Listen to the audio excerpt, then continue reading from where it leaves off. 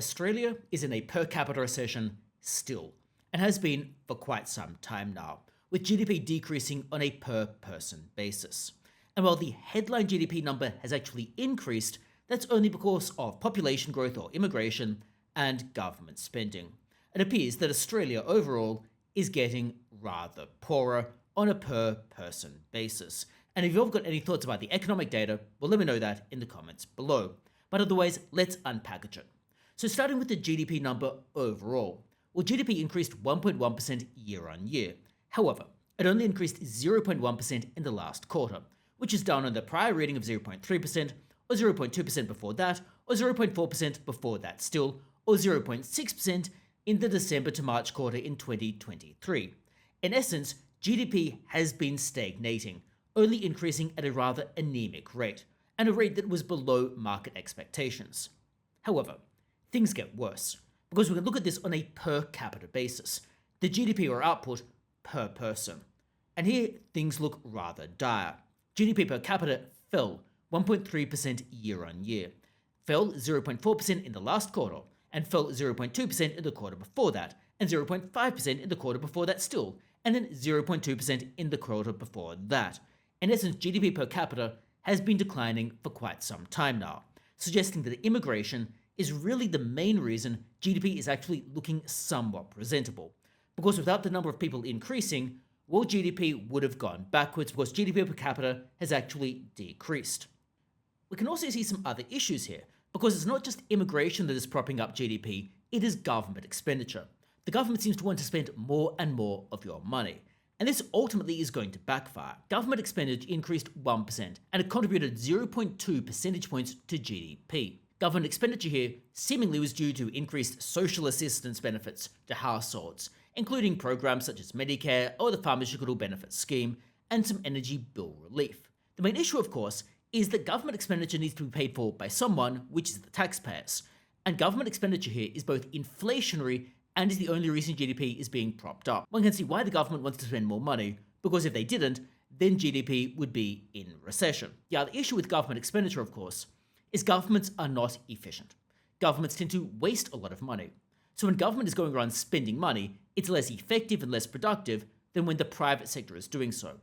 This is because the government doesn't really have skin in the game. The bureaucrats or politicians who are spending money don't really lose that much if the money is wasted. Indeed, they actually benefit, because it might help them to get elected next time if they pull the wool over voters' eyes and they believe the voters aren't paying attention. In essence, there's no incentive to be efficient with government expenditure. By contrast, when you're spending your own money, you want to save that money. You want to be efficient. You want to be productive. So this government expenditure is actually much worse than leaving the money in the hands of the private sector, or leaving the money in the hands of individual voters who could spend that money in a more efficient manner. The net result, of course, being the government expenditure increases, and then inflation increases for two reasons. First, just sheer spending will increase inflation, and second, that spending is unproductive, exacerbating the inflation impact. But it helps the government to paper over what might otherwise be a GDP decline. We can also see the household saving ratios decreased. They fell from 1.6% to 0.9% in the March quarter. This likely reflects growing cost of living pressures and high interest rates and anemic real wage growth. People are feeling poorer and poorer, especially those people with mortgages or potentially who have been locked into a high rent. That is, people can afford to save less, and therefore the saving rate goes down. But it's also bad because it means people aren't saving as much for their future, and then might become more dependent on government in the future. One might wonder whether the current Labour government might actually like that, wants to make people dependent on government and dependent on them for ever more handouts. Indeed, if we're looking at government expenditure, that actually increased 4% year on year, and it contributed, like I've indicated, 0.2 percentage points to GDP. Household expenditure only increased 1.3% over the same period. In essence, private sector expenditure is not keeping pace with government expenditure. It basically means that Australia is feeling poorer. And while GDP overall increased, that was only really because of immigration and because of government expenditure, papering over the underlying fundamental problems with productivity and with people feeling poorer and being less able to spend money. Now, this entirely begs the question of what exactly could be done to arrest the GDP per capita decline and to get Australia back into productivity. And I'm afraid none of the politicians seem to have a great solution for this. Now, to his credit, Ed Husic, of all people, actually suggested lowering the company tax rate, which might actually do something about this. And the reason for that is it might encourage more companies to set up in Australia and might encourage more investment within Australia. It might also reduce tax minimization schemes and various transfer pricing related issues whereby companies shift profits overseas. As a result, lowering the company tax rate here could in fact be a huge benefit. Ed Husic's idea, however, was reportedly rather shot down by Jim Chalmers, who seems to want ever higher and higher taxes. Jim Chalmers appears to be going in the direct wrong direction. He's suggesting that taxes should go up. He's reversed part of the territory tax cut, but he's also looking to increase taxes on superannuation, levelling a tax on unrealised capital gains, which would be self-defeating because it would stop people from investing in things like startups, where there might be a big win, but also quite a big risk, which would therefore undermine productivity and also undermine GDP growth. In essence, they're sending all the wrong incentives to investing long-term. If they want people to invest long-term, they need to make that more attractive. They need to make that more attractive in the form of lower capital gains tax, for example. However, it appears that Jim Chalmers and Anthony Albanese are going in the opposite direction. They appear to want ever more government control and seem to want to do nothing about things such as bracket creep. That's particularly important because bracket creep is removing people's disposable income and putting that money into the hands of the government. By removing from people's disposable income, it means they can spend less in the private sector consumption. So there's less household spending, for example, when that's occurring. But as I've indicated before, that money then goes to the government, and the government is inefficient when it's spending the money. The government doesn't spend the money wisely, and therefore you get not only the inflation expenditure aspect of it, but the fact that it is unproductive. And the government is simply doing an incredibly bad job getting GDP growth back on track. If they really want to do anything about this, they need to increase the incentives for people to go out and work harder, work more hours, and get ahead.